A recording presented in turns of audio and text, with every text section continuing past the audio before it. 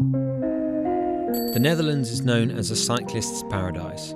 Its safety levels, one of the best in the world, are in staggering contrast with the US, where you're around 20 times more likely to be injured while riding a bike.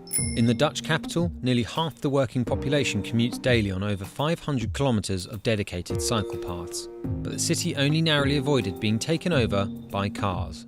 Here's how Amsterdam put the brakes on cars to give bikes a chance.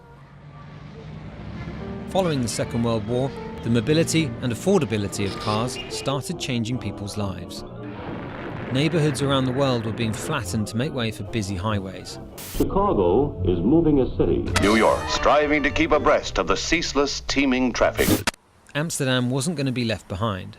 Streets, once considered public space in the Netherlands, were changing. Their new function was purely for traffic. The number of bikes in Amsterdam plummeted. Between 1960 and 1970, the number of cars in the country quadrupled, jamming the traditionally narrow streets. Engineers and city planners wanted to modernise Amsterdam to make it more car-friendly. They proposed ideas like filling in the famous canals with concrete, levelling historic neighbourhoods and building expressways and monorails. This is what Amsterdam would have looked like in 2000 if the Das brothers had realised their futuristic vision. Unsurprisingly, there was opposition. Anarchist group Provo came up with the world's first bike and car sharing schemes. They didn't take off at the time, but the sentiment to keep Amsterdam light on cars was shared. Dutch road fatalities peaked in 1972.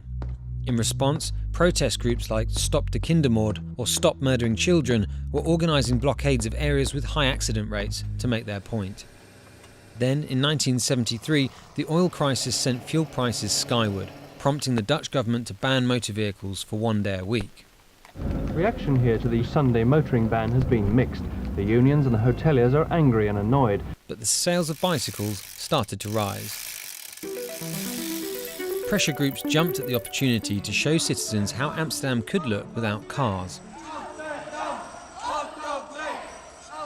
The government took notice and in 1978 introduced the Traffic Circulation Plan to make Amsterdam less attractive to drivers.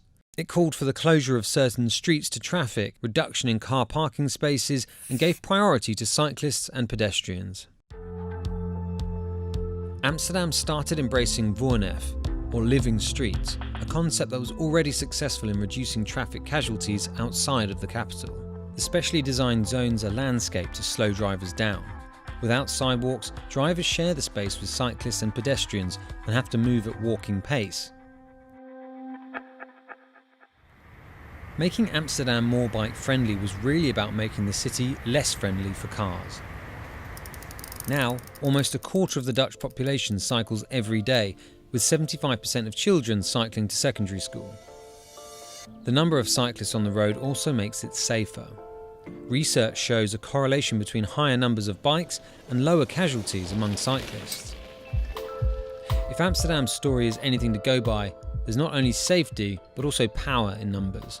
Just as important as cycling lanes and car controls is getting people on bikes in the first place.